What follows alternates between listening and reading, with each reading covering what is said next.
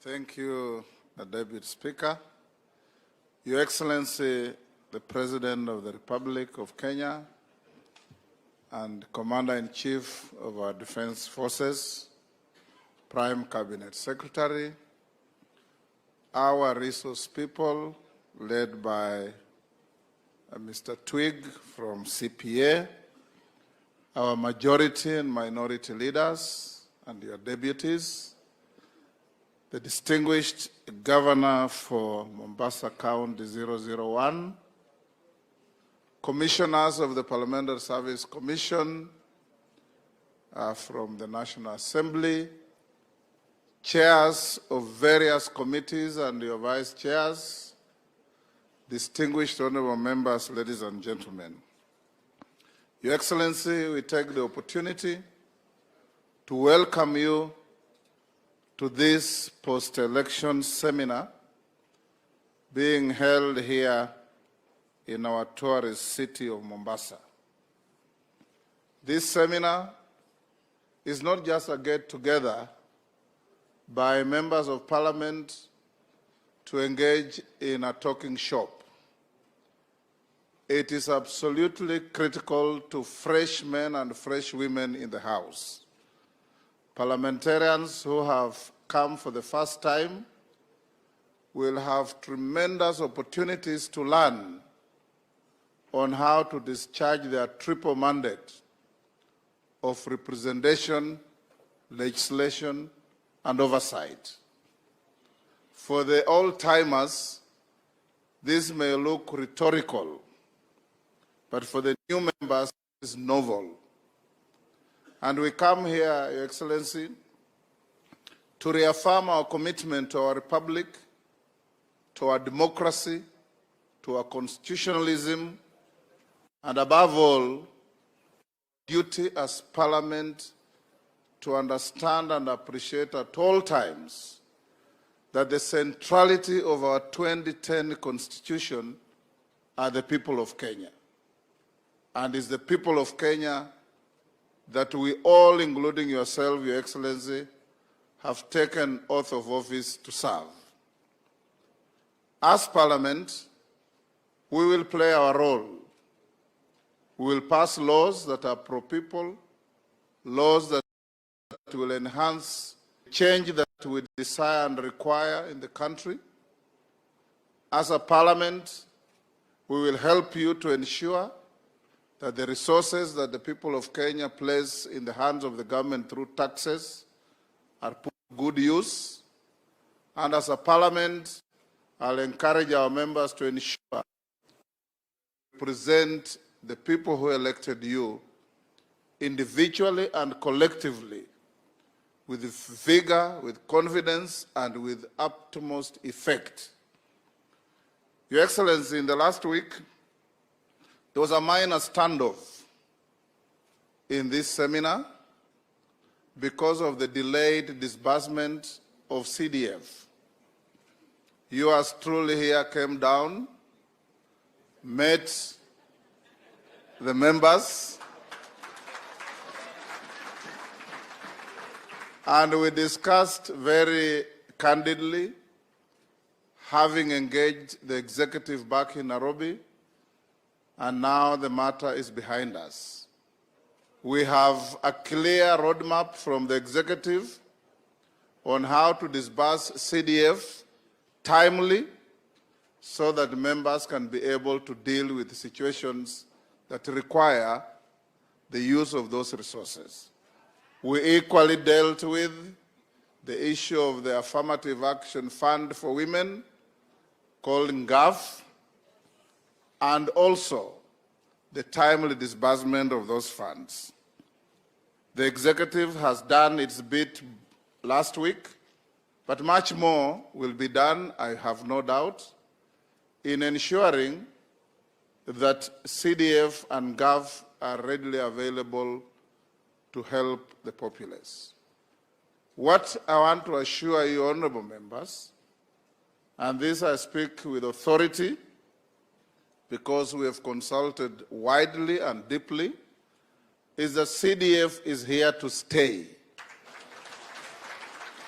And it's incumbent upon you as members of parliament to engage meaningfully and effectively to ensure that the irritations you keep getting from vexatious litigants going to court on each and every issue at every twist and turn to frustrate the management of public resources that help the ordinary people must be put to rest by ring-fencing these funds in the Constitution. Because the bogey boy of the litigation is always the constitutionality of the funds. Make them constitutional beyond any reasonable doubt, and the vexatious litigants will be run out of business very quickly. Thirdly, Your Excellency, this seminar is good and rich because for the first-timers, they are going to be exposed to a lot of issues on what is expected of them. They have to learn on how to deal with budgets. They have to learn on the limits and extent of their privileges. They have to learn on how to be effective representatives. They have to learn on how to be effective oversighters of the executive. And above all, this is a mold that takes you to be great statesmen and women in our republic. And as I told you last week, noblesse oblige. Nobility carries obligations, nobility carries responsibility. So as members of parliament, we expect nothing less from you but conduct with extreme and absolutely admirable and unimpeachable decorum. Because you represent people, you carry their aspirations. So as your speaker, I want to encourage you, even when you want to actively disagree with an issue, it is demeaning and an affront to the title you carry for you to raise your voice unnecessarily and beyond reasonable measure. We can disagree in a very, very soft way. I always say you must choose to engage in megaphone diplomacy, and we shout at each other from the top of KICC, or we whisper into the right ears to get the right issues done. Both will give you the same effect, but the whispering will give you a better effect. I want to end, Your Excellency, by encouraging your government that these members of parliament are a resource for you. Your agenda will only get effect and meaning when it is turned into legislation. Any regulations from the executive take effect and meaning when they are approved by parliament. And as a parliament, we'll be able to work hand in hand to ensure that the people of Kenya get what they deserve, get what they need, and live a better life than the time you came into power. We as parliament have a cardinal duty to defend the Constitution, to uphold the Constitution, and we are going to do so without any fear or favor. Whatever you have sent to us to deal with is already before committees. Honorable members, as I finish, I have taken the extra step recently to put a team together because of the myriad of litigations that face Parliament on the most frivolous issues.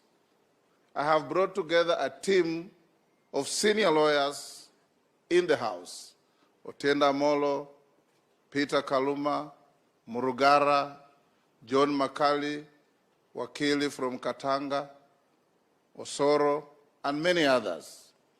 And those who are not in the team, you may volunteer if you wish to join, so that you constantly deal with issues as they emerge, so that we are not held back by decisions of courts because we are not representing ourselves well. We are going to make sure that we give those pro bono services, and those members have assured me, Your Excellency, they'll give pro bono services to ensure that they take head-on and run out of town vexatious litigants as soon as is practically possible. It is now my humble pleasure, honorable members, and when His Excellency finishes addressing us, we are a bit too many probably to have a group picture. We probably will ask the leadership and our resource people, and of course the Prime Cabinet Secretary and the Governor, to have a photo opportunity with the Head of State. And then His Excellency will join you for lunch.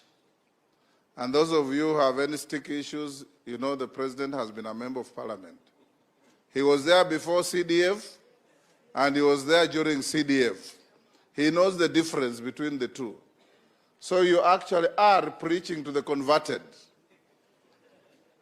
And when you preach to the converted, it may end up spending our time badly, because he knows exactly what CDF means. Your Excellency, it is now my humble pleasure to invite you to come and talk to these distinguished members of Parliament of the 13th Parliament.